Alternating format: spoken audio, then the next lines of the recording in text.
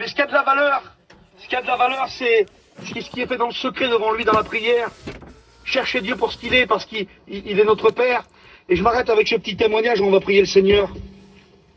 Vous savez, je crois, c'est pas écrit dans la Bible le mot, parce que des fois on sort des mots, nous, on invente un peu des mots.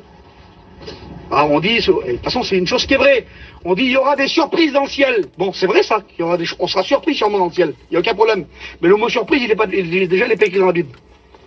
Donc il y aura des surprises dans le ciel, oui, c'est vrai, il y aura des choses dans le ciel qui nous seront dévoilées.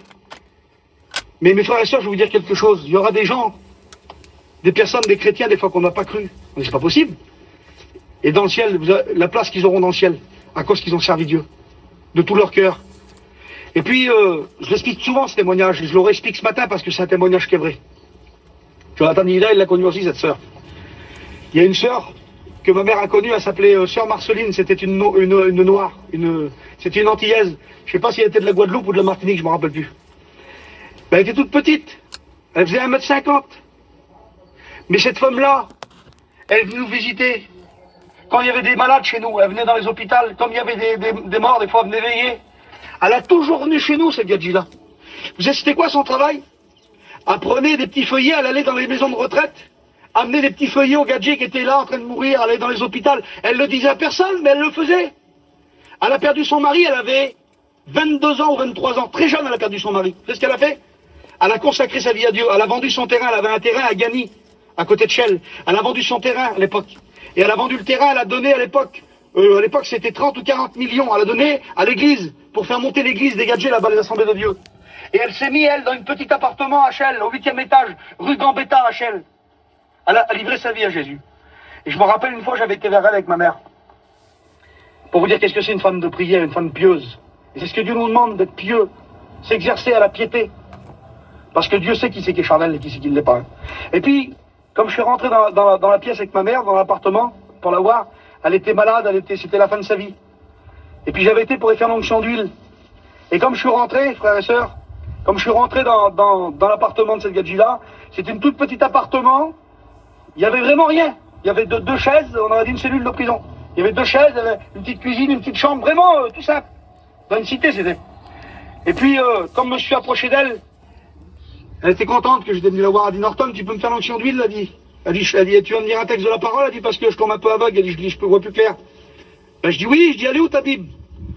Elle dit, regarde, comme j'ai pris la Bible dans ma main, la Bible de cette femme, j'ai été brisé.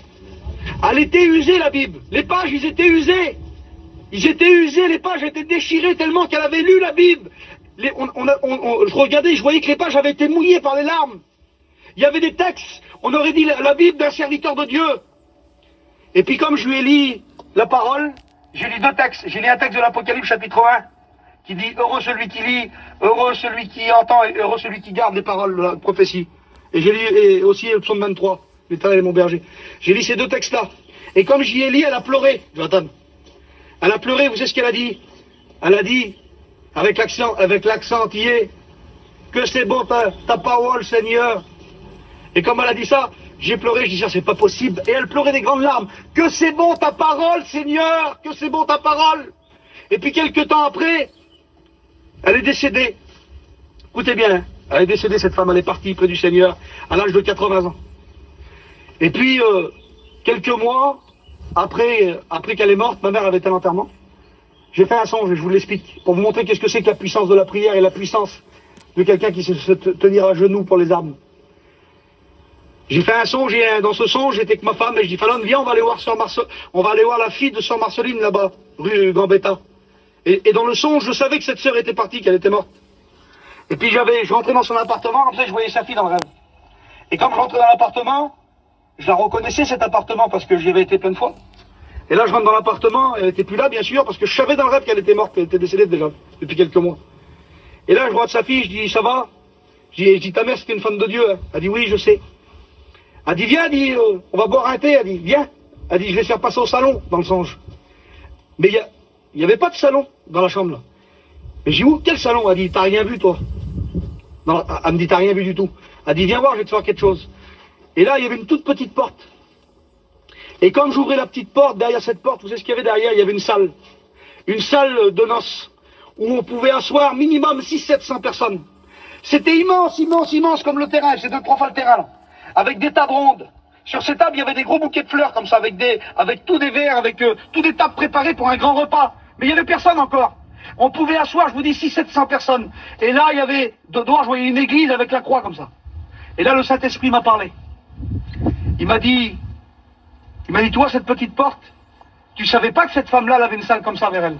Je dis, non, Seigneur, je savais pas qu'elle avait une salle comme ça vers elle. Il me dit, tu vois, tous les chaises là qui sont là, les 600-700 chaises qui sont là? Oui. Il dit ça, c'est tous les âmes qu'elle a amenés à Dieu. C'est tous les âmes qu'elle a prié pour eux. C'est tous les âmes qu'elle a combattu pour eux. Tous les petits versets qu'elle a donnés, qu'elle a priés. Et il dit, personne ne le savait. Tu savais pas, toi, pasteur, qu'elle avait une petite salle comme ça chez elle? Je dis, non, Seigneur, je savais pas dans le rêve. Ben, il dit ça, c'est les œuvres cachées. Amen. Ça, c'est les choses que personne ne voit. Et c'est ça qui a de la valeur devant Dieu, mes frères et sœurs. Je peux faire beaucoup de bruit, je peux sonner de la trompette pour faire quelque chose. Vous comprenez? Mais ce qui a de la valeur devant Dieu, c'est la prière. C'est de passer du temps devant lui, de l'aimer. Et c'est ce qu'on va faire ce matin, on va prier le Seigneur. Alors on va prier maintenant, Seigneur.